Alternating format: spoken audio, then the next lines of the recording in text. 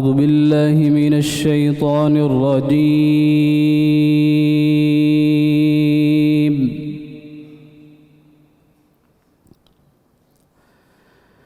بسم الله الرحمن الرحيم.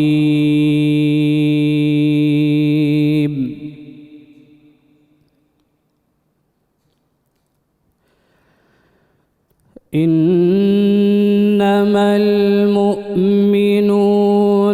إخوة فأصلحوا بين أخويكم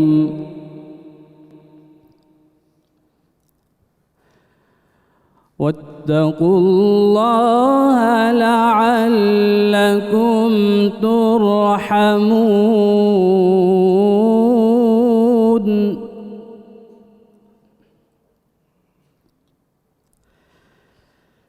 يا أيها الذين آمنوا لا يسخر قوم من قوم عسى أن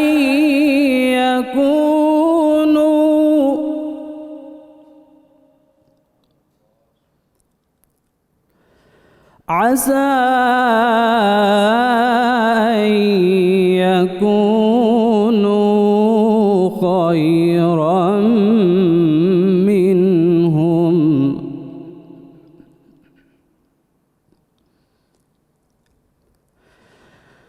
ولا نساء من نساء عسى أن يكن خيرا منهن،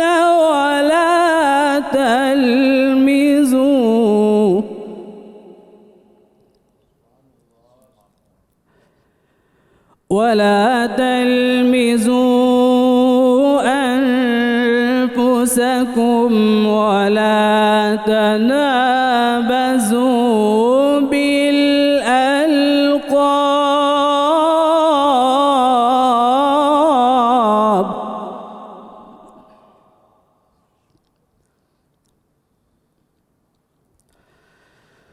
بئس الاسم الفسوق بعد الإيمان، ومن لم يتب فأولئك هم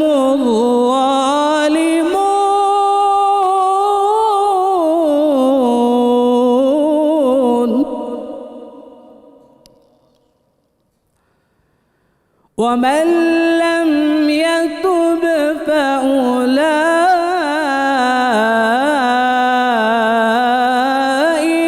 هم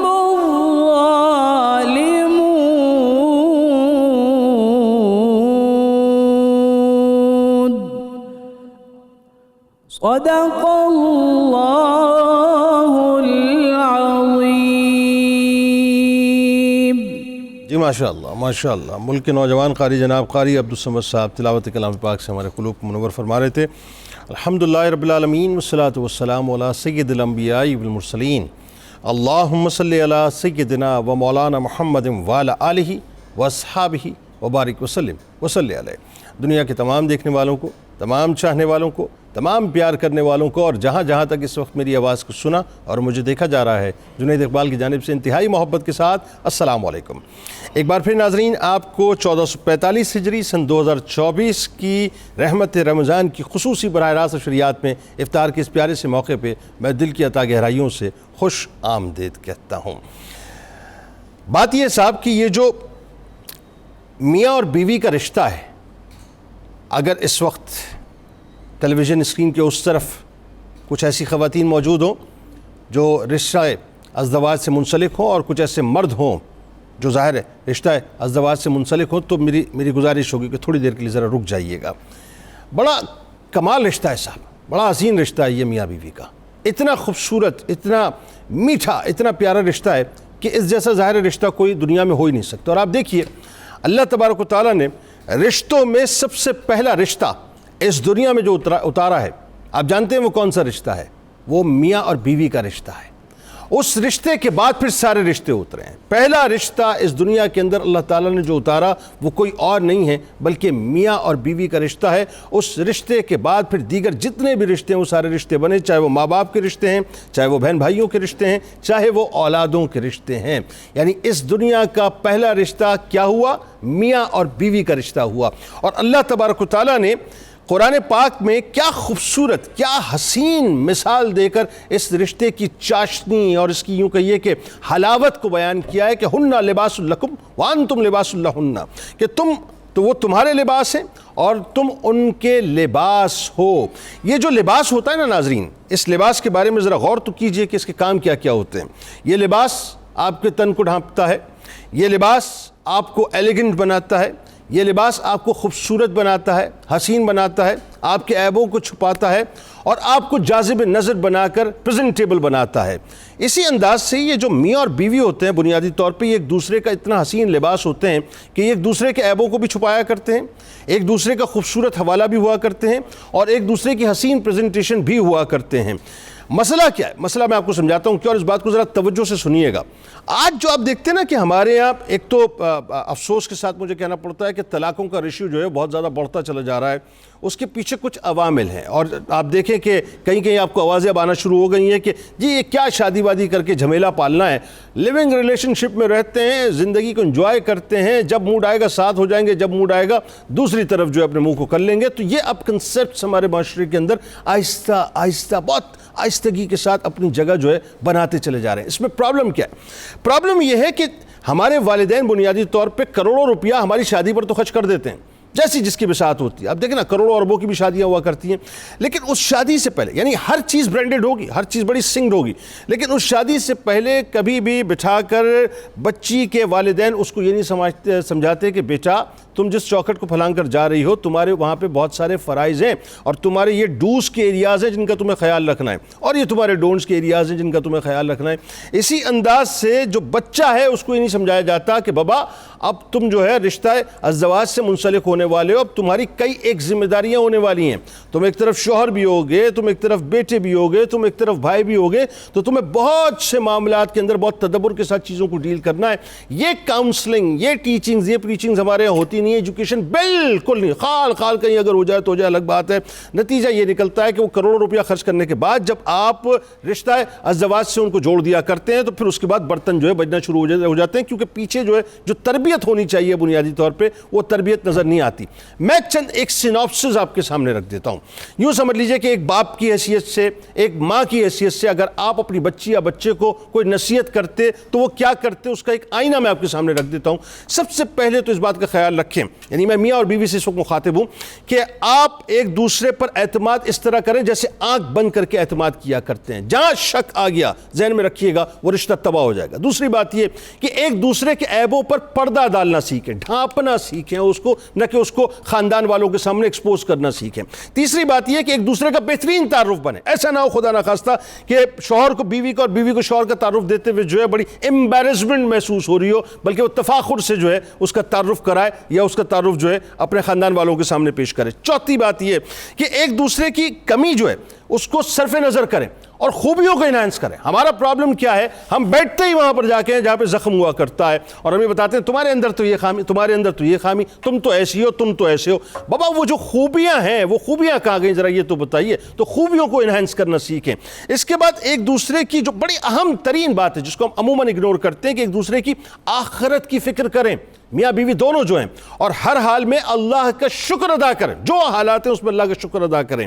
پھر اگین وہی بات کہ اگر عبادات میں کہیں کوتاہی دیکھیں میاں جو ہے وہ بیوی کے اندر یا بیوی جو ہے شوہر کے اندر، تو باقاعدہ پیار سے ایک دوسرے کی کاؤنسلنگ کریں اور ان کو عبادات کی طرف لے کے آئیں، ان کی اصلاح کریں۔ شک اگر کہیں بھی پیدا ہو جائے، یہ جو ہے نا بھئی واٹس ایپ پہ کس سے بات کر رہے تھے، کرنے دینا، کیوں اس کو بلا وجہ جو ہے اپنے رشتے کو خراب کر رہے ہیں. اسی طرح سے وہ میری بیوی جو ہے وہ کس کو کال کر رہی تھی, بابا اعتماد کریں اپنی بیوی پر, اعتماد کریں اپنے شوہر پر, شک کے سرکے کو اپنے رشتے کے شہد کے اندر کسی بھی طور سے شامل نہ ہونے دیں. ایک دوسرے کو سمجھیں اور ایک دوسرے کو اسپیس دیں, موقع دیں بات کرنے کا. اسی طرح سے ایک دوسرے کے دکھ درد کو بھی سمجھنے کی کوشش کریں, اس کا حل بھی تلاش کریں, اور کہیں اگر آپ کا شوہر پھنسا ہوا ہے یا بیوی اگر کسی معاملے میں پھنسی ہوئی ہے تو اس کو ڈھارس دیں, اس کو بتائیں کہ جی ہمارا رشتہ کتنا امپورٹنٹ ہے.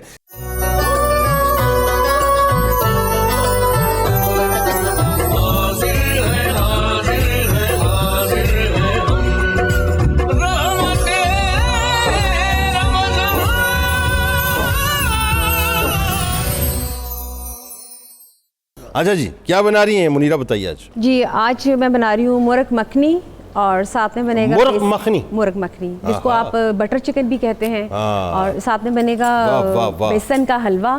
وہ ہانڈی شانڈی میں بنا رہی ہیں, کس میں بنا رہی ہیں؟ جی اس کو ہانڈی میں بنا رہی ہیں, کس میں بنا رہی ہیں؟ ابھی تو اس کو میں پین میں بناؤں گی, اور پھر اس کو میں کنورٹ کر دوں گی ہانڈی کے اندر. اور ساتھ میں لیکن ویسے اگر وہ الگ سے ہانڈی میں بنائی جائے نا, وہ بھی بڑی زبردست وہ تو ڈیفینیٹلی, وہ تو پھر مٹی کی ہانڈی میں تو بہت. ہاں, وہ کسی دن مٹی کی ہانڈی منگوائی ہے, ٹھیک ہے, اس میں بنائیں گے. ملک صاحب کو کہیں نا ذرا, مطلب منگوائے ہوئے ہیں, ٹھیک ہے, وہ اس میں پھر ہم دوبارہ سے بنا لیں گے. اور اس کے ساتھ جو ڈرنک بن رہی ہے وہ ہے بیٹ روٹ کی اور ساتھ میں بنانا کی اسمودی. تو سب سے پہلے میں سٹارٹ کروں گی ڈالڈا کوکنگ آئل سے جو ہماری مرغ مکھنی ہے.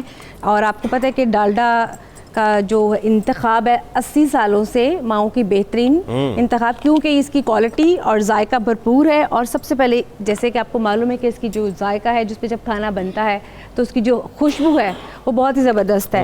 سب سے پہلے میں آپ کو بتا دوں کہ یہ جو مرغ مکھنی کا میں نے گریوی تیار کرنی ہے, اس کے لیے سب سے پہلے جو اس کی میں نے طریقہ کار ہے کہ ڈالڈا کوکنگ آئل میں تمام ثابت مسالے ایڈ کر دوں گی, جیسے کہ اس میں ایڈ کرنے کے بعد اس میں ساتھ میں ٹماٹر بھی ایڈ کر دوں گی, اور پھر اس کو میں بلینڈ کروں گی, اور ساتھ میں اس کی ساس بنے گی.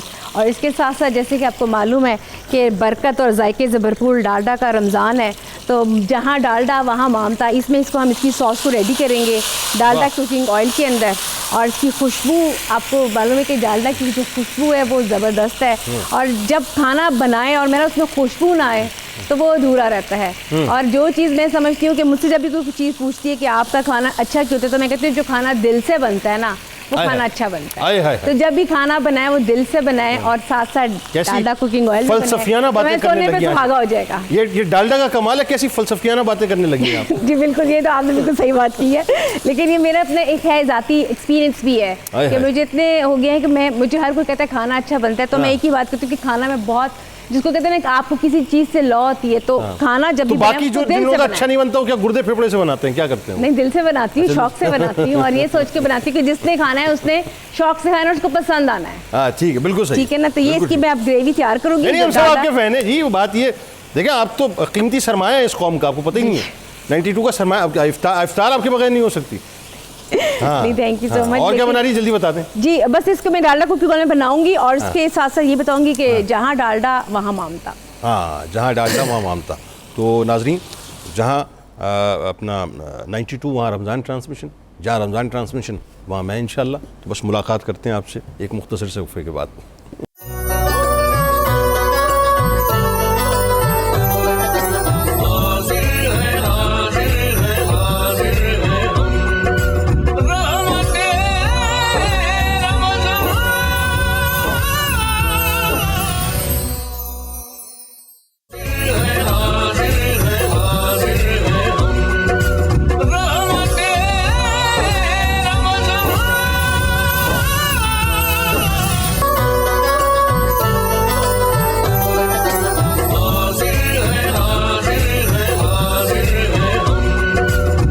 جناب, ایک بار پھر میں آپ کو خوش آمدید کہتا ہوں. رحمت رمضان کی خصوصی براہ راست نشریات میں افطار کا موقع, اور آج بات کریں گے کہ میاں بیوی ایک دوسرے کا لباس ہیں. تو جتنے بھی ایسے میاں جو اپنی مونچھوں کو بڑا تاؤ دے کے رکھتے ہیں, میری گزارش ہے تھوڑا سا اگر آپ ہمارے ساتھ جڑے رہیں. اور جتنی بھی بیویاں جو بلا وجہ سر درد بنی رہتی ہیں اپنے شوہر کو, وہ بھی ہمارے ساتھ رہیں. آغاز کرتے ہیں تاکہ کچھ ہمیں سمجھ میں آنا چاہیے کہ رشتہ کتنا پیارا ہے اور ہم کس انداز سے اپنے ہاتھوں سے اس رشتے کو تباہ کر دیتے ہیں. سب سے پہلے میرا خیال ہے مفتی صاحب, قرآن پاک ظاہر فرماتا ہے میاں اور بیوی کے رشتے کے حوالے سے, یہاں سے آغاز کیجیے, ذرا بتائیے. نحمدہ ونصلی ونسلم علی رسولہ الکریم. اما بعد فاعوذ باللہ من الشیطان الرجیم بسم اللہ الرحمن الرحیم. بہت شکریہ. ایک تو ٹاپک بڑا اہم ہے اور پھر اس پر آپ نے بڑا جاندار انٹرو پیش کیا ہے ماشاءاللہ. اور یہ جو آپ کی ساری گفتگو تھی یہ سورہ بقرہ کی آیت نمبر 187 کی روشنی میں، جس میں ہن لباس لکم وانتم لباس لہن. ایک اور آیہ کریمہ کو آپ شامل کر لیجئے. یہ سورہ الروم کی آیت نمبر 21 ہے. اچھا، اب آپ نے جو اس رشتے کی اہمیت اور اس کی ساری آپ کیا کہہ سکتے ہیں چاشنی اس کو بیان کیا ہے نا، ان سب پر بھاری یہ جملہ ہے قرآن پاک کا. یقیناً قرآن کا جملہ تو پوری کائنات میں ہاں، اور دیکھیے نا، آپ دیکھیے، یعنی ہم جتنا بھی بیان کریں اب اس کو سمجھنے کی ضرورت ہے. اب کیا کہا اللہ تبارک و تعالیٰ نے آیت نمبر 21 میں، وَمِنْ آیَاتِهِ ان خلق لکم من انفسکم ازواجا. فرمایا اللہ کی نشانیوں میں سے یہ ایک نشانی ہے کہ اس نے تم میں سے تمہارا جوڑا بنایا. ہائے ہائے کیا اچھا ہے، یعنی نشانی قرار دیا. ہاں، اس رشتے کو اللہ نے اپنی نشانی قرار دیا ہے. یہ سمجھنے کی بات ہے کہ اللہ تبارک و تعالیٰ نے میاں بیوی کے رشتے کو اپنی نشانیوں میں سے ایک نشانی قرار دیا. اور اگلا جملہ یہ ہے، فرمایا یہ تم میں سے تمہارا جوڑا بنایا. اس میں فلسفہ بیان کیا اس رشتے کا. فرمایا لِتَسْكُنُوا إِلَيْهَا. یہ اس لیے جوڑا بنایا تاکہ تم ایک دوسرے سے سکون حاصل کر سکو. یہ فلسفہ نہ کہ ایک دوسرے کو ٹینشن دو، ایک دوسرے کو ٹینشن دو، بے سکون کرو، ایک دوسرے کی زندگی کو اجیرن کرو. قرآن نے پوری فلسفی بیان کر دی ہے. لِتَسْكُنُوا إِلَيْهَا. یہ تو رشتہ تھا اس لیے کہ بندہ سارے دن کی پریشانیوں میں گھرا ہوا اگر اس رشتے کے پاس آ کے بیٹھ جائے تو اسے سکون میسر آ جائے. نہ کہ وہ منہ بسور کے بیٹھی ہوئی ہو. ہاں، اور اسی طرح بیوی جو ہے اگر گھر کا کام کاج کر کے بچوں کو کی تربیت پرورش کر کے اگر تھک آ گئی ہے تو وہ اپنے میاں کے پاس بیٹھے. آپ نے بڑی خوبصورت ٹپس دی تھی اور مزے کی بات ہے کہ آپ نے کہا 70 سال کے بابے دیتے ہیں. یہاں ایک جوان آدمی وہ ٹپس دے رہا تھا تو اس کو تو قبول کرنا چاہیے، لینا چاہیے. میری عمر کسی کو نہیں بتا رہے آپ. نہیں، میں نے تو صرف جوان کہا ہے جی، اس لیے. تو وہ یہ تھا کہ اسی طرح اگر بیوی پریشانیوں میں ہے تو میاں شام کو آئے تو وہ اپنی بیوی کے لیے ایسے جملے کہے، اس کے پاس بیٹھے، اس کی حوصلہ افزائی کرے، اسے بھی سکون میسر آئے، راحت میسر آئے. اور تیسرا جملہ اس آیہ کریمہ کا ہی ہے. پہلا یہ کہا کہ اللہ کی نشانیوں میں سے، ٹھیک ہے. دوسرا یہ ہے تاکہ تم ایک دوسرے سے سکون حاصل کرو. اور تیسرا یہ ہے وَجَعَلَ بَيْنَكُمْ مَوَدَّةً وَرَحْمَةً. فرمایا اللہ نے تمہارے درمیان مودت بھی پیدا کی اور رحمت بھی پیدا کی. واہ واہ واہ واہ. یعنی یہ اللہ کا خاص کرم ہے. وہ جو آپ نے کہا تھا کہ ایک عورت اچانک آتی ہے اور پہلی دفعہ ملاقات ہو رہی ہوتی ہے، سم ٹائم یا رشتہ کی بات چلی ہے تو ملاقات ہوئی ہے، وہ اپنا گھر بار چھوڑ کے آئی ہے، اپنے ماں باپ کو چھوڑ کے آئی ہے، اپنا پورا وہ انوائرمنٹ جو ہے وہ ساری چھوڑ کے آئی ہے. تو یہاں آئی تو اب کون سی وہ ہستی اور طاقت ہے جس نے یہاں دلوں میں میلان پیدا کر دیا، انس پیدا کر دیا اور ایک دوسرے کے وہ خیر خواہ بن گئے. اور اس طرح کہ وہ جس طرح آپ نے کہا تھا کہ وہ ایک دوسرے کے ساتھ یوں اپنائیت، یوں محبتوں کا اظہار کرنے لگے. تو فرمایا یہ اللہ ہی ہے جس نے تمہارے دلوں میں مودت بھی پیدا کی ہے اور رحمت بھی پیدا کی ہے. کتنا اچھا آپ نے نقطہ اٹھایا. اس بات کو ذرا کھولیں. میں بالکل، میری توجہ اس طرف نہیں تھی قطعاً کہ ایک دونوں فیملیز ایک دوسرے کے لیے اجنبی ہیں، ایک دوسرے کو جانتے نہیں ہیں، کوئی تعلق نہیں. کئی رشتے ایسے ہوتے ہیں کہ بالکل کسی قسم کا کوئی تعلق ہی نہیں ہوتا دور دور تک. لیکن وہ کیا مطلب معاملہ ہوتا ہے کہ دیکھیں کسی انسان سے آپ تعلق بناتے ہیں تو بنتے بنتے بنتے اس سے ایک ریلیشن بنتا ہے.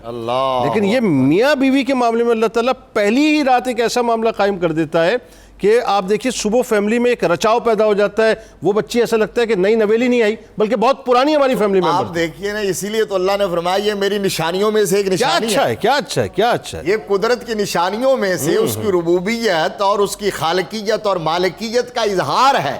اس رب نے پہلی رات میں ہی انس پیدا کر دیا اور وہ مانوس ہو گئے. اور اگلے دن جو سلیقہ شعار اور وفا شعار عورت ہوتی ہے اور اچھے بیک گراؤنڈ کی اور جس کی تربیت ماں نے تربیت کی ہوتی ہے، بدقسمتی یہ ہے کہ یہ جو آپ نے ساری باتیں کہی تھی پہلے کسی دور میں مائیں یہ سمجھا کے بھیجتی تھی، مائیں، دادی، نانی، ہاں، اور اس وجہ سے یہ انسٹیٹیوشن جو ہے وہ قائم رہتا تھا اور آگے بڑھتا تھا۔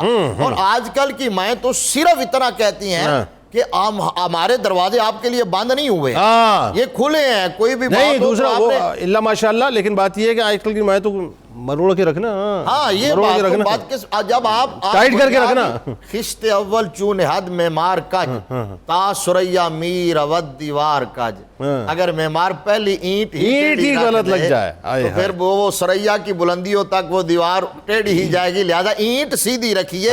تو یہ اللہ کا کرم ہے۔ اور ایک جملہ آخری لے لیجئے کہ شروع آیت کو یہاں سے کیا اس رشتے کو بیان کرنے کے لیے کہ اللہ کی نشانیاں ہیں، تو آخر ختم یہاں کیا کہ ان فی ذالک لآیات لقوم یتفکرون، فرمایا اس میں غور و فکر کرنے والوں کے لیے پھر بہت بڑی نشانی ہے۔ کیا خوبصورت آپ نے تمہید باندھی ہے مفتی صاحب، ماشاءاللہ، سلامت رہیے۔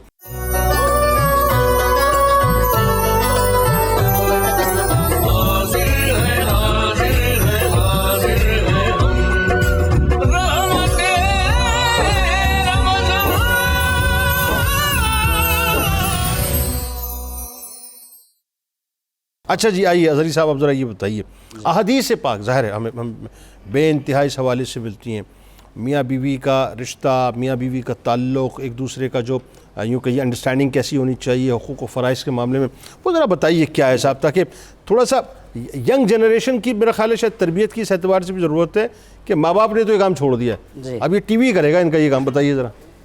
بسم اللہ الرحمن الرحیم۔ جنید صاحب، قرآن مجید میں اللہ تعالیٰ ارشاد فرماتے ہیں لَقَدْ كَانَ لَكُمْ فِي رَسُولِ اللَّهِ أُسْوَةٌ حَسَنَةٌ، تمہارے لیے رسول کی زندگی میں بہترین نمونہ ہے، سبحان اللہ، وَإِنَّكَ لَعَلَىٰ خُلُقٍ عَظِيمٍ، سبحان اللہ، اور حضور علیہ الصلوۃ والسلام خلق عظیم پر ہیں۔ تو حضور علیہ الصلوۃ والسلام کی سیرت طیبہ میں بے شمار ایسے واقعات ہیں اور تعلیمات ہیں، اگر ان کو اپنا لیا جائے تو جتنے بھی فیملی ایشوز ہیں وہ 100% ختم ہو سکتے ہیں۔ یقیناً، اور اگر فیملی ایشوز نہیں ہیں، محبت ہے وہاں پہ آلریڈی، تو یہ محبت والا تعلق لانگ ٹرم ہو سکتا ہے۔ حضور علیہ الصلوۃ والسلام نے فرمایا خیرکم خیرکم لأہلی وأنا خیرکم لأہلی، تم میں سے بہترین وہ ہے جو اپنی بیویوں کے ساتھ اچھا ہے، وأنا خیرکم لأہلی، اور میں تم میں سے سب سے زیادہ بہتر ہوں اپنی زوجات کے ساتھ۔ اور حضور علیہ الصلوۃ والسلام، یہ جو میاں بیوی کا تعلق ہے، اس کے اندر جو محبت ہے نا، ایک تو اوورآل اگر ہم چاہتے ہیں کہ اپنے دلوں کو محبت کا عادی بنائے تو حضور علیہ الصلوۃ والسلام نے فرمایا افشوا السلام بینکم، آپس میں سلام کو عام کرو۔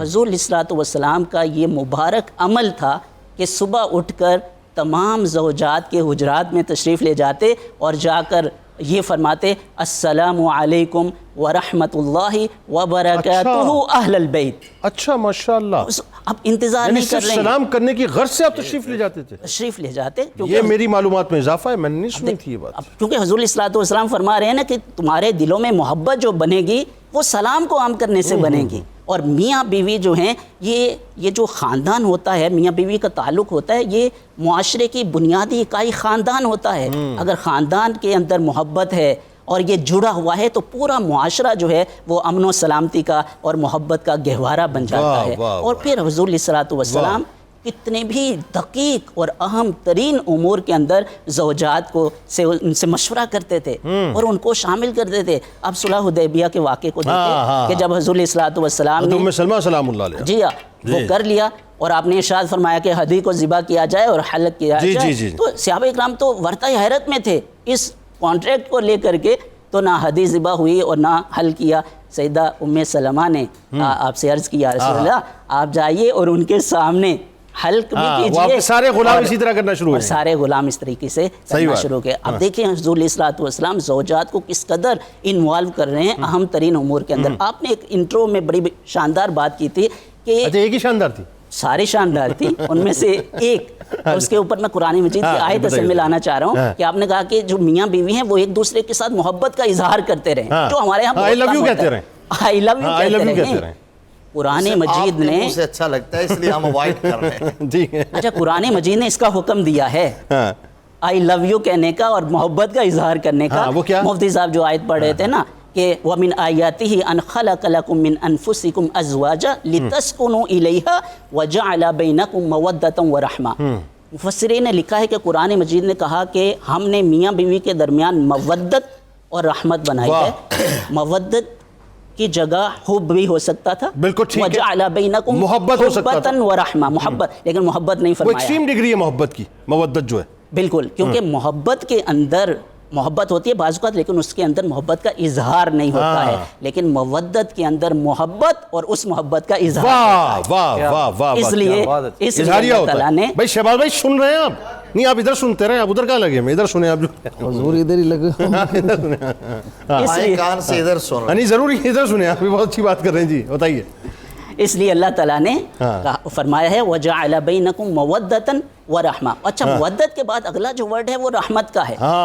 رحمت یہ بھی بہت اہم ہوتی ہے، کیونکہ جب آپ ایک ساتھ تعلق میں رہتے ہیں کسی کے ساتھ تو اونچ نیچ ہوتی رہتی ہے، مشکلات، پرابلمز، لڑائی جھگڑے، تو وہاں پہ اللہ تعالیٰ فرما رہے ہیں کہ رحمت اس کو آپ نے تھامے رکھنا ہے، اور رحمت کا مطلب ہے کہ عفو درگزر کرنا، ایک دوسرے کی غلطیوں کو معاف کرنا اور برداشت کے ساتھ جو ہے وہ آگے بڑھتے رہنا، تبھی جا کر یہ جو شادی شدہ کا ایک تعلق ہے وہ کنٹینیو رہ سکتا ہے اور آگے بڑھ سکتا ہے۔ ادروائز اگر یہ عدم برداشت ہوگی اور محبت اور مودت اور رحمت نہیں ہوگی تو یہ تعلق جو ہے وہیں پہ سٹاپ ہو جاتا ہے اور آگے کنٹینیو نہیں رہ پاتا ہے۔ بالکل، بہت کمال گفتگو ویسے آپ نے کی ہے، لیکن میں آپ کو بتاؤں کہ یہ جو میاں بیوی کا تعلق ہے، اس تعلق کے اندر ایک بات اور بڑی خاص، میرا خیال ایک کامنٹ اور اس پہ ساتھ ساتھ آپ کر دیجئے کہ جو معاملہ ہے ایک دوسرے کو سمجھنے کا، اس کے لیے بہت ضروری ہے کہ اگین وہی بات ہے کہ جس گھر سے بچی آ رہی ہے جی، یا جو مرد ہے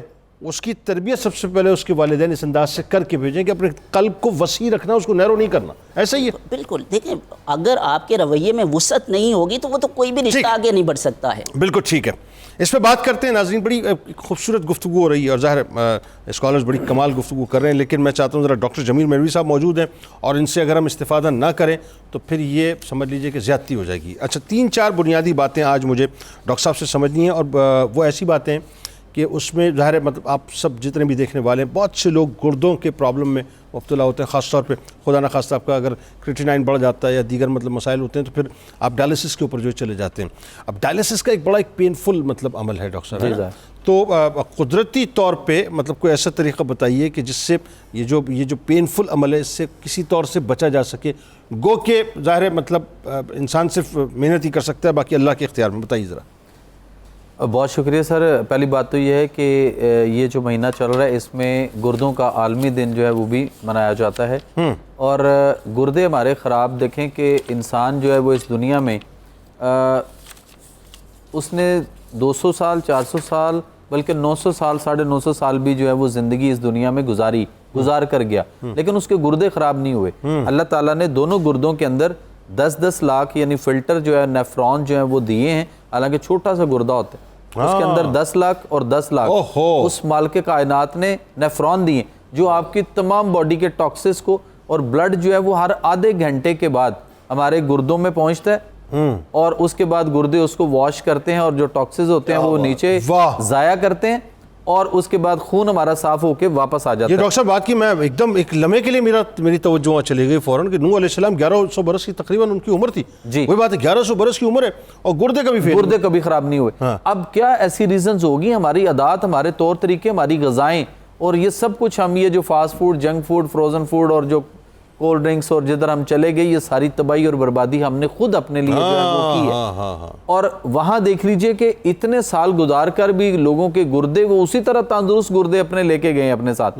یہاں یہ پوزیشن کہ وہ جو فلٹر ہیں وہ خراب ہو رہے ہیں، وہ چوک ہو رہے ہیں، اور اس کے لیے ڈیالسس جو اس وقت ہو رہے ہیں، اگر وہ ڈیالسس کو ہم دیکھتے ہیں تو اس وقت کم از کم ایک ڈیالسس کے اوپر جو ہے وہ 10 سے 12 ہزار روپے کا یا 15 ہزار روپے کا خرچہ ہے، اور اللہ جو ہمارا ہر آدھے گھنٹے کے بعد فلٹر کر رہا ہے، اور ہم اس کے لیے جو ہے وہ کوئی تقاضا نہیں کر رہا ہمارے سے، اس کا کوئی ایسی، اگر ہمیں ہر آدھے گھنٹے بعد اللہ میاں کو کچھ دینا پڑ جائے تو اندازہ کر لیجئے کہ ہمارا سر اب تک کیا بنتا. یہ جو کاسٹ تو اپنی جگہ وہ جو انسان پین کی کاسٹ دیتا ہے نا، وہ جو پین فل مطلب اوف توبہ، کیا روحانی بات ہے کہ ہمیں اللہ کا شکریہ ادا کرنا، شکریہ ادا کرنا. ہم اس کے آگے 5 وقت کے جو رکوع سجود ہے وہ تو فرض ہے، فرض کے علاوہ کیا ہم نے اس کے آگے کبھی 2 نفل یہ ادا کیے کہ اللہ میاں تیرا بہت شکر. اب وہ جو ڈیالسس ہو رہے ہیں وہ خون صاف ہو رہا ہے پوری دنیا میں، کسی کے بھی گردے واش آج تک نہیں ہوئے. تو قدرتی جو ڈیالسس کا طریقہ ہے جو ہم نے ہربل، جو میں اپنے پیشنٹس کو بھی بتاتا ہوں، اور اس کے بے شمار نتائج پوری دنیا میں پاکستان سے لے کے امریکہ تک جو ہے وہ ہمیں ملے ہیں، وہ یہ ہے کہ ایک مٹی کا گھڑا لیا جائے، اس کے اندر پانی ابال کر یا فلٹر والا پانی ڈال لیا جائے. اچھا. اور انگور کی صبح بھی ہم بات کر رہے تھے سحری میں، تو انگور کے پتے لے لیے جائیں، 1 پاؤ انگور کے پتے ہوں، اور اس میں 10 گرام کلمی شورا اور 10 گرام جوں کھار جو ہے وہ ڈال دیا جائے، اور اس کو اس میں حل کر کے اس کو 6 گھنٹے پڑا رہنے دیں. 6 گھنٹے کے بعد وہ پانی گھڑے والا جو ہے مریض پینا شروع کرے اور سادہ پانی اس کا بالکل بند کروا دیں. تو وہ صرف وہی پانی پیے اور جتنا پانی نکالے اتنا اور اس میں ایڈ کرتا چلا جائے. تو وہ جو اس کے یہ والا جو چیزیں ہیں یہ اس کے گردے سے پاس ہوں گی، اور اس کے گردے کے جو فلٹرز ہیں وہ جو چوک ہوئے پڑے ہیں، سویل کر گئے ہوئے تھے، انفلیمیشن ہوئی پڑی ہے، وہ اس کی کلیئر ہوگی اور اس کی ڈیالسس سے نجات مل جائے گی. ٹھیک، بالکل صحیح، کمال کمال کمال.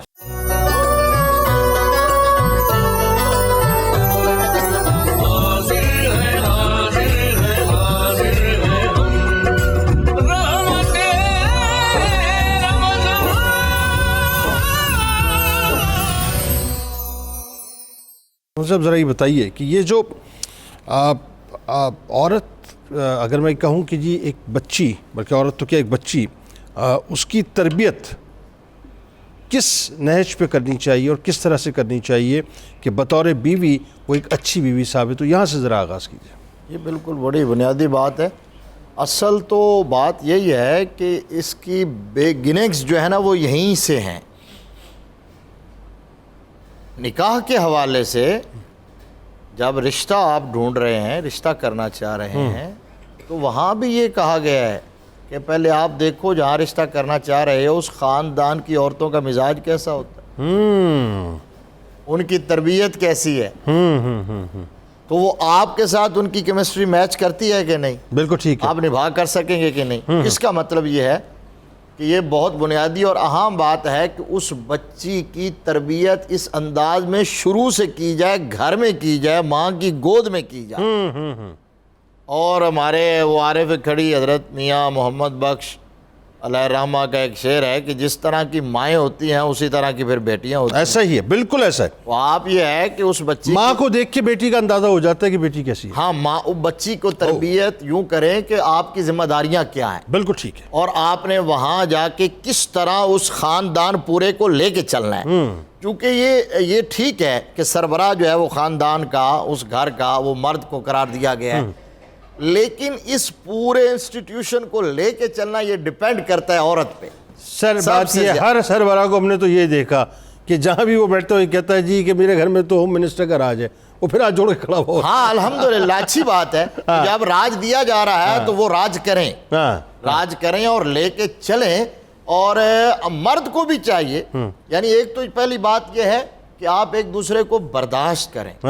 آپ نے کہا تھا ایک دوسرے کی خوبیاں تلاش کریں. میں اس سے ایک جملہ ایڈ کر دیتا ہوں کہ آپ جو ہے اس سامنے والے کی خامیاں دیکھتے ہوئے کم از کم یہ بھی تو دیکھیں کہ آپ کے اندر کتنی خامیاں ہیں. بالکل ٹھیک ہے، بالکل ٹھیک. ہاں، ہم کو پرفیکٹ تھوڑے ہی ہیں، جب ہمارے اندر ہیں وہ ہمیں برداشت کر رہے ہیں تو آپ کو بھی برداشت کرنا چاہیے. نہیں، آپ کے خیال میں آپ چونکہ ظاہر باپ بھی ہیں، میں چاہتا ہوں اس طرح سے سمجھائیں لوگوں کو کہ جیسے ایک بچی وہ بیانے والی ہے، اس کو جو ہے وہ اپنا کن کن باتوں کا لحاظ رکھنا چاہیے اور اس کی تربیت کس لیول پہ ہونی چاہیے، یہ ذرا بتائیے پوائنٹرز کی صورت میں. وہ اصل بات یہ ہے کہ اب ہمارے سوسائٹی اور اس ماحول میں، اس مزاج میں تو وہ باتیں اب سننے کی روادار ہی نہیں رہی سوسائٹی کے شوہر کا مقام کیا ہے. ہاں، اور وہ شوہر کو شریعت نے مرتبہ کیا دیا. نہیں تو آپ بتائیے نا صاحب.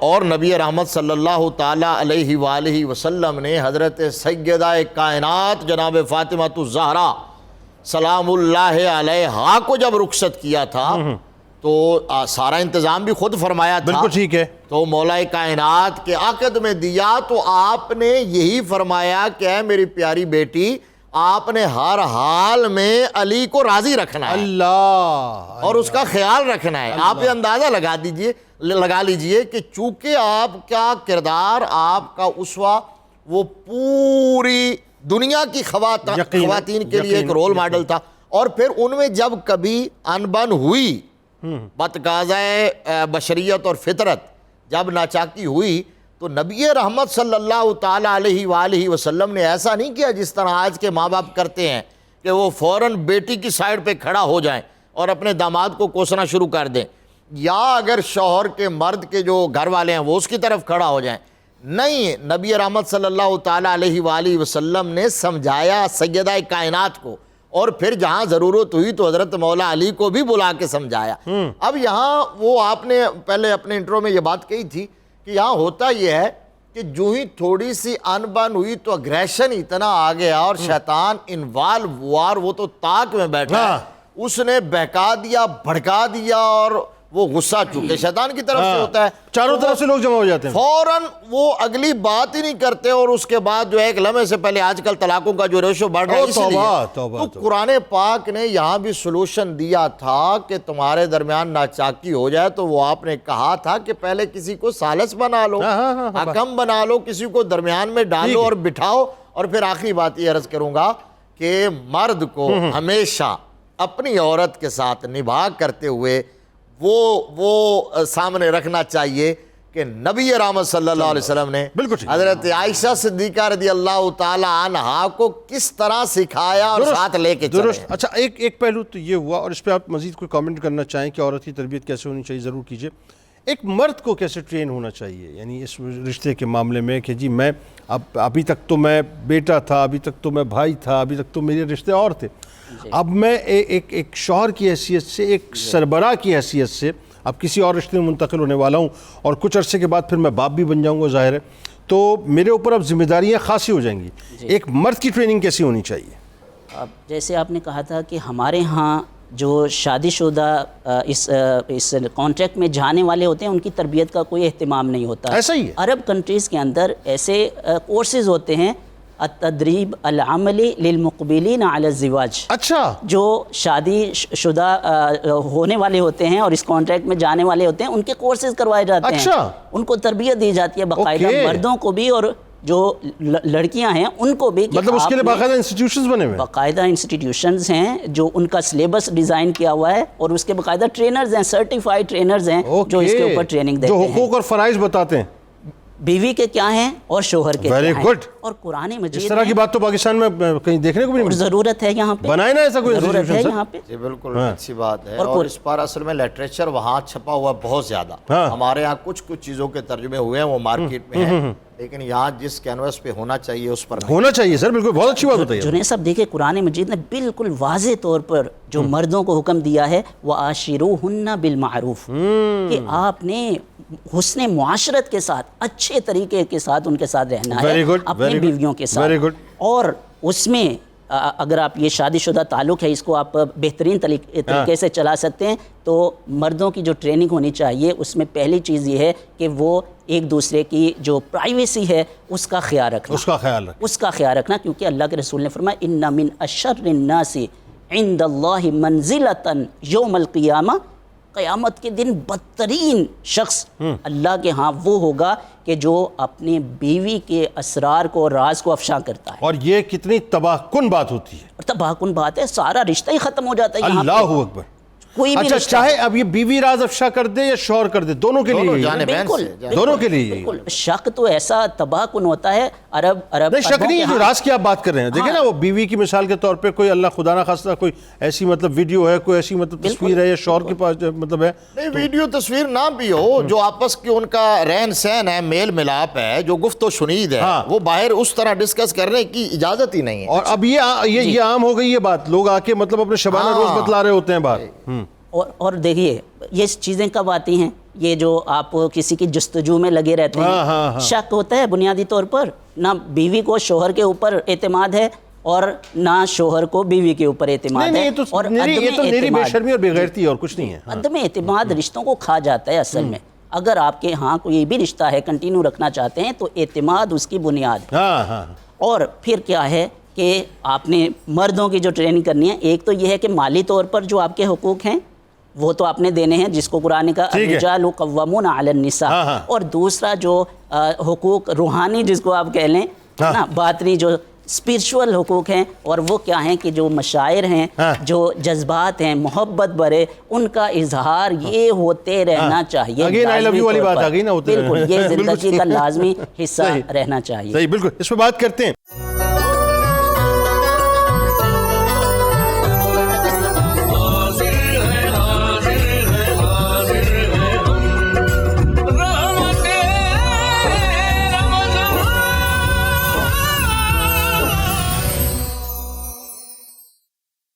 ڈاکٹر صاحب اب آئیے ایک اور معاملہ آپ سے ذرا سمجھتے ہیں، اور یہ مطلب جو ہے نا اگین وہی بات ہے کہ بڑا ایک کامن سا مطلب جو ہے معاملہ ہے، وہ یہ کہ ڈینگی بخار جو ہے خدا نخواستہ اگر ہو جاتا ہے، اور اس میں نارملی ہوتا یہ ہے کہ پھر ظاہر ہے مطلب میرے خیال میں پلیٹلیٹس اس کے جو گرنا شروع ہو جاتے ہیں، اور سب سے بڑا مسئلہ ہی ہوتا ہے۔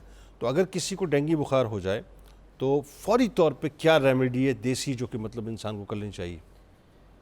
ایک تو یہ ہے کہ جو پپیتا ہے نا، پپایا، اس کو وہ انٹیک کرے، ویسے کھائے، اور دوسرا پپیتے کا جو پتے ہوتے ہیں اس کا کاوا بنا کے وہ لے تو وہ بھی بہت اچھا ہے۔ اور دوائی کے طور پہ اس کی جو ریمیڈی ہے وہ یہ ہے کہ پپیتے کے پتے جو ہیں وہ 10 تولہ ہوں، اور 5 تولہ اس میں جو ہے وہ میٹھا سوڈا ایڈ کرنا ہے، اور 2.5 تولے اس میں جو ہے نا فلفل ابیز ہوتی ہے، جس کو آپ کالی مرچ کہتے ہیں نا، اس طرح کی ایک سفید مرچ بھی ہوتی ہے۔ تو جو سفید مرچ ہوتی ہے وہ 2.5 تولے، میٹھا سوڈا 5 تولے، اور جو پپیتے کے پتے ہیں یہ 10 تولے، تینوں چیزوں کو گرائنڈ کر کے اس کو پیس کے پاؤڈر بنا لیا جائے، اور اس کا جو ہے وہ 1/2 ٹی اسپون جو ہے وہ صبح دوپہر شام اس کو پپیتے کے پتے کے کاوے کے ساتھ دیا جائے، تو پلیٹلیٹس جو نیچے گر رہے ہوتے ہیں اس کا بہترین یہ علاج ہے، اور ڈینگی جو ہے اس سے فوری نجات ملتی ہے، اور بلڈ جو ہے اس کو پورا کرتا ہے یہ۔ اوکے، اور اگر کسی کو مثال کے طور پہ ٹائیفائڈ ٹائپ کا اگر کوئی مطلب معاملہ ہو جائے تو پھر کیا کرنا چاہیے؟ ٹائیفائڈ جو ہے یہ مطلب اس کا علاج بالغذا کی اگر کوئی صورتحال ہو تو بتائیے ذرا۔ اس کا یہ ہے کہ اس کو ایک تو جو ہے وہ کدو جو ہے وہ اس کو کھانے کو جو ہے وہ دیا جائے، کدو اس کے لیے بہترین غذا ہے، اور اس کے ساتھ اس کو جو ہے نا وہ بکرے کا گوشت شوربے والا دیا جائے، یا دیسی مرغی کا شوربہ سوپ اس کو دیا جائے، وہ اس کے لیے بہت اچھا ہے۔ اور بیسیکلی یہ جو ہمارے انٹسٹائن ہوتی ہیں، آنتیں، ان کے اندر انفیکشن ہو جانے کی وجہ سے، سوزش کی وجہ سے وہاں پہ تعفن رک جاتا ہے، اور وہ رکا ہوا تعفن جو ہے اس کی وجہ سے یہ بخار آتا ہے، اور یہ بار بار آتا ہے، اور کئی مہینے اور بعض دفعہ تو کئی سالوں پہ محیط یہ لگاتار کنٹینیو چلتا رہتا ہے، اور اس کے لیے ہم بہت زیادہ اینٹی بائیوٹک اور ان چیزوں پہ رہتے ہیں۔ تو اس کا بہترین جو علاج ہے وہ طب نبوی کی روشنی میں جو نسخہ ہے وہ یہ ہے کہ 1 تولہ دیسی اجوائن جو ہے وہ لی جائے، اور اس کو 1 گلاس پانی میں رات کو مٹی کے کسی برتن میں بھگو دیا جائے، اور صبح اس کا پانی جو ہے وہ چھان لیا جائے، اور اس کے پانی میں جو ہے وہ کلونجی کا تیل جو ہے، جس کے بارے میں آپ صلی اللہ علیہ وسلم نے فرمایا کہ کلونجی میں ماسوائے موت اور بڑھاپے کی ہر بیماری کی شفا ہے، تو 15 سے 20 قطرے کلونجی کا تیل اس میں ڈال کر صبح نہار میں اس کو 4-5 دن پلا دیں، اور اگر کوئی مرض بہت کئی سالوں سے پرانا ہے تو اس کو کوئی ہفتہ 10 دن پلوا دیں، تو وہ جو مسئلہ ہے اس کا ٹائیفائڈ کا جو بار بار آتا ہے وہ ہمیشہ کے لیے اس کا جو ہے وہ ٹھیک ہو جاتا ہے۔ بالکل ٹھیک ہے۔ ناظرین، ہمارے ساتھ اس وقت صوبائی وزیر تعلیم جناب رانا سکندر حیات صاحب بھی موجود ہیں، میں آپ کو خوش آمدید کہتا ہوں۔ جی، کیسے مزاج ہیں آپ کے؟ ٹھیک ٹھاک ہے؟ جزاک اللہ سر، بالکل ٹھیک، آپ کا بہت شکریہ، بہت شکریہ آپ تشریف لائے۔ ویری کائنڈ سر۔ کیسا رمضان گزر رہا ہے رانا صاحب؟ سر الحمدللہ جی بہت اچھا گزر رہا ہے۔ کیا ایکٹیویٹیز؟ سر میں آفس اور پھر نماز پڑھتا ہوں ریگولر اس میں، اور ایجوکیشن کیونکہ ایک بہت بڑا ڈپارٹمنٹ ہے آپ کو پتہ ہے، تو اس پہ بڑی کمپریہنسو میٹنگز رات کو لیٹ تک اور دن میں بھی، کیونکہ بڑے میجر ریفارمز چاہیے، بہت بڑا مینڈیٹ ہے، اور اسے انشاءاللہ چیف منسٹر صاحبہ نے جیسے اپنی اوپننگ سپیچ میں کہا کہ ہم نے اسے ریفارم کر کے دنیا کا سب سے کمال تعلیمی نظام لے کے آنا ہے، تو اس پہ محنت جاری ہے سر۔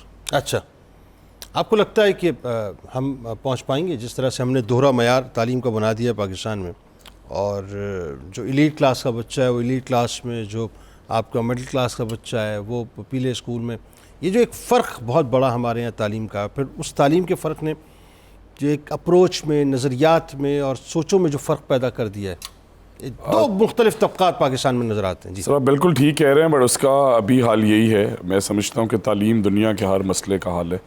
آپ اس میں ان امپلائمنٹ میں چلے جائیں، آپ اس میں لوگوں کے ایتھکس میں چلے جائیں، آپ اس میں ان کی ویل بینگ میں چلے جائیں, ان کی زندگی جس طرح وہ اسپینڈ کرتے ہیں, اگر اس کے پاس نالج ہے, تعلیم ہے, وہ زیادہ وائز ہوتا ہے. اور میں سمجھتا ہوں کہ ضرور یہ ایک بہت بڑا گیپ ہے, بٹ اس کی ریزن یہ ہے کہ ہم نے شاید پبلک سیکٹر اسکولز میں اور اپنے ایجوکیشن ڈپارٹمنٹ میں جو ریفارمز کیے وہ کنٹینیوس نہیں تھے. میرے سمجھ میں بہت ضروری ہے کہ ایجوکیشن پالیسی جو ہے وہ کنٹینیوڈ رہے. نئی ایک گورنمنٹ آتی ہے, وہ پچھلی کی پالیسی ڈسکنٹینیو کر دیتی ہے. آپ کے خیال میں دوسرا اس نظریے سے بھی سوچنا بہت ضروری ہے, کیونکہ آج میں کس طرح کے پروگرام میں بیٹھا ہوں, شاید میں اس آڈینس کو ایڈریس کر سکوں, کہ ہمیں سکولز کے اندر بھی چیریٹی کرنی چاہیے. یہ بڑی امپورٹنٹ ہے, اور غریبوں کے بچوں کا بھی حق ہے, اور تعلیم کے اندر بھی چیریٹی جو ہے وہ ہمیں ایڈوائز کی گئی.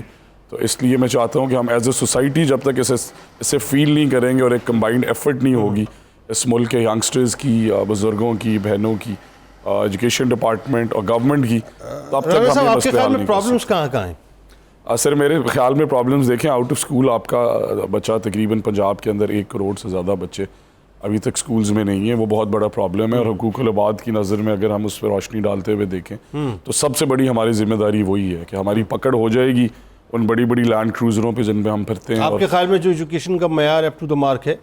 میرے خیال میں جی وہ اپ ٹو دا مارک نہیں ہے, بڑے سے اپ ٹو دا مارک لانا ہے, اور یہ کوئی بہت بڑا راکٹ سائنس نہیں ہے. پلانز یہ ہیں ہمارے جی کہ ہم انشاءاللہ ٹیچرز جو ہیں ان کی کوالٹی پہ کام کر رہے ہیں, کیونکہ اچھی تعلیم, خالی تعلیم ضروری نہیں ہے, اچھی اور معیاری تعلیم ضروری ہے جس سے آپ کو آؤٹ پٹ ملے. اب ایک بچے کو آپ نے 8ویں تک پڑھا دیا, 9ویں تک پڑھا دیا, اور اسے بیسکس نہیں آتی, وہ ایک ایسے لکھ نہیں سکتا, وہ ایسے پڑھ نہیں سکتا, اسے پریزنٹیشن دینی نہیں آتی, اس میں کمپیوٹر کی سکلز زیرو ہیں, تو آپ سمجھتے ہیں کہ وہ زندگی میں کہاں تک پہنچ سکتے ہیں. بٹ اگر اسے وہ سارے آؤٹ پٹ, ساری چیزیں سکھا دی جائیں, کریکولم کے اندر ہوں جو آپ کا تعلیمی نصاب ہے, تو پھر وہ زندگی کے اندر بہت جگہ پہنچ سکتے ہیں. بدقسمتی نہیں ہے کہ ہمارے لٹریسی ریٹ میں ہم ان لوگوں کو بھی کاؤنٹ کر رہے ہوتے ہیں جو سگنیچر کرنا جانتے ہیں. سر آپ بجا فرما رہے ہیں, آپ ٹھیک کہہ رہے ہیں. یہ مسائل جو پچھلے 76 سال میں جمع ہوئے ہیں, بٹ میرا ایک ہی ویژن ہے اور میرا اس پہ مکمل ایمان ہے. میری کیمپین بھی تعلیم کا سپاہی تھی, اور میں 4-5 ادارے بھی چلاتا ہوں, فلاحی جسٹ ایجوکیشن ریلیٹڈ, صرف فیمیلز کے. اور میں یہ سمجھتا ہوں کہ جو ویژن اور جو کمٹمنٹ میڈم مریم نواز شریف نے شو کی, آپ نے دیکھا ہے کہ پنجاب کی تاریخ کا 76 سال میں سب سے بڑا تعلیمی بجٹ دیا گیا, قریباً 575 بلین. اور اس کے اندر اصل بات تو یہ ہے کہ اسے ایمانداری سے لگانا, آنیسٹی سے لگانا, میرے لیے سب سے زیادہ امپورٹنٹ. آپ کے خیال میں دوہرا تعلیمی معیار ٹھیک ہے, مطلب ہونا چاہیے کہ جی دیکھیں جی وہ لیولز میں جائے, جو نہیں کر سکتا وہ کسی عام اسکول کے اندر, یہ صحیح ہے, یا ایک سنکرونائز تعلیمی نظام ہونا چاہیے؟ سر دیکھیں, اگر آپ کے ادارے اتنے اسٹرانگ ہوں, اگر آپ کا ایگزامینیشن بورڈ اتنا اسٹرانگ ہو, اگر آپ کی کریکولم بورڈ اتنا اسٹرانگ ہو, آپ کے تعلیمی اداروں میں ڈیلیورنس مل رہی ہو, تو آپ پرائیویٹ سیکٹر سے بالکل آپ یہ گلا کر سکتے ہیں. بٹ پرائیویٹ سیکٹر میں بھی اتنے ہی لوگ بچے پڑھ رہے ہیں جتنے کہ گورنمنٹ سیکٹر میں پڑھ رہے ہیں, قریباً 1 کروڑ. نہیں, میں وہ بات نہیں کر رہا. تو دیکھیں میری گزارش, سنکرونائز تعلیمی نظام آپ ٹھیک کہہ رہے ہیں, بٹ وہ تب تک نہیں ہو سکتا جب تک پرائیویٹ سیکٹر اور گورنمنٹ سیکٹر ایک پار پہ نہیں آ سکتا. کون لائے گا؟ گورنمنٹ لے کے آنی چاہیے, گورنمنٹ کا کام ہے. آپ کے ویژن میں ہے کہیں یہ بات؟ جی الحمدللہ ہے بھی, اور میں یہ سمجھتا ہوں تعلیمی نظام ختم کرنا چاہتے ہیں. میری دعا ہے خدا سے, اور میری یہ کوشش ہے, اور میڈم چیف منسٹر کی بھی یہ انسٹرکشن ہے کہ مجھے انہوں نے ایک ہی چیز کہی تھی جو میں روزے میں سب کو بتانا چاہتا ہوں آڈینس کو, کہ انہوں نے مجھے کہا تھا سکندر بیٹا ایسا نظام بنانا اس میں 5 سال بعد تمہاری بیٹیاں بھی وہیں پڑھ سکیں.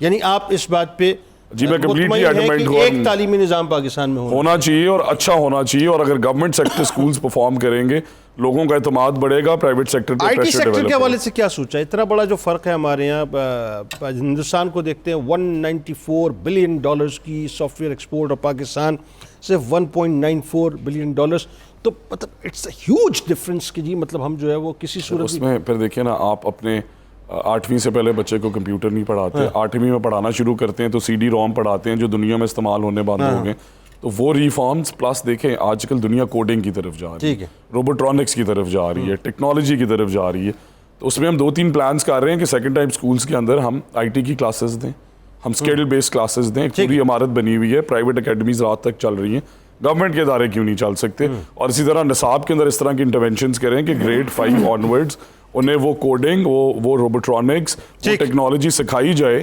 جس کے بل بوتے پہ وہ فری لانسر بن سکیں, وہ دنیا کے وہ آرٹیفیشل انٹیلیجنس کے کورسز کر سکیں, کمپیوٹر کو سمجھ سکیں, اور اس کے تھرو ریونیو پاکستان میں آ سکے.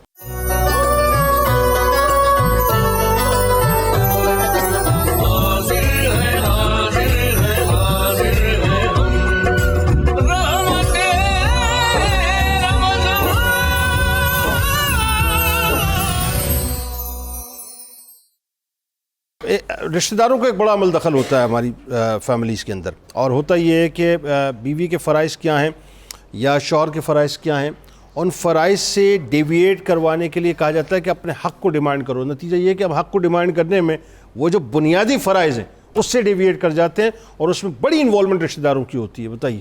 جی بالکل، آپ نے پہلے یہ کہا تھا کہ ہر ایک اپنے حق کا تو مطالبہ کر رہا ہے لیکن اپنا فرض ادا نہیں کر رہا. حالانکہ اگر ہر بندہ اپنا فرض ادا کرنا شروع کر دے تو سب کے حقوق خود بخود ادا ہو جائیں. جی ایسا ہی. تو ہمیں اپنے فرائض کو سمجھنا ہوگا، اور یہ جو رشتہ دار ہیں یا جو ایک فیملی سسٹم ہے، ماں باپ ہیں یا بڑے ہیں خاندان کے، ان کو چاہے زوجہ ہو یا شوہر ہو، اس کو اس کا حق بتانے کی بجائے اس کا فرض بتانا چاہیے. اور یہ سب سے بڑی آپ کے فرائض کیا ہیں.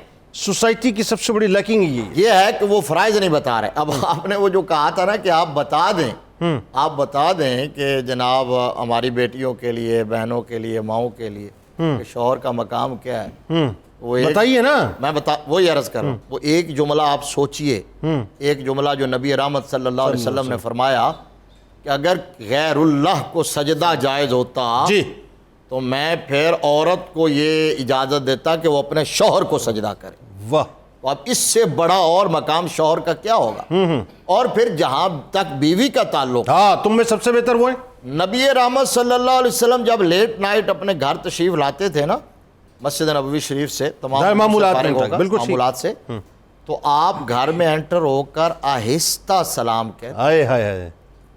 اگر میری زوجہ جاگ رہی ہو ٹھیک ہے تو سن لیں، تو وہ سن لے اور جواب دے ورنہ خلل نہ، اس کے آرام میں خلل نہ آئے. بالکل ٹھیک ہے. اور حضرت عائشہ صدیقہ رضی اللہ تعالی عنہا کے ساتھ دوڑ لگاتے ہوئے نظر آتے ہیں آقا. ہاں وہ تو اس پہ بات کرتے ہیں. بات یہ ہے کہ آپ یہ دیکھیے کہ کتنی بڑی سرکار مدینہ صلی اللہ علیہ وسلم نے ایک سرٹیفکیٹ دیا کہ تم میں سب سے بہتر وہ ہیں جو اپنے گھر والوں کے بابا ختم ہو گئی نا. اس کا مطلب یہ ہے کہ اگر آپ اپنی عورت کے حق میں بہتر نہیں ہیں، بلکہ یہ ایک معیار دیا ہے، کیونکہ بات تو بندہ آرٹیفیشل چہرہ لگا کے آتا ہے، پتہ ہی یہ چلتا ہے کہ وہاں کس کا، اور بیوی بتاتی ہے اصل کردار کیا ہے، کون بااخلاق ہے.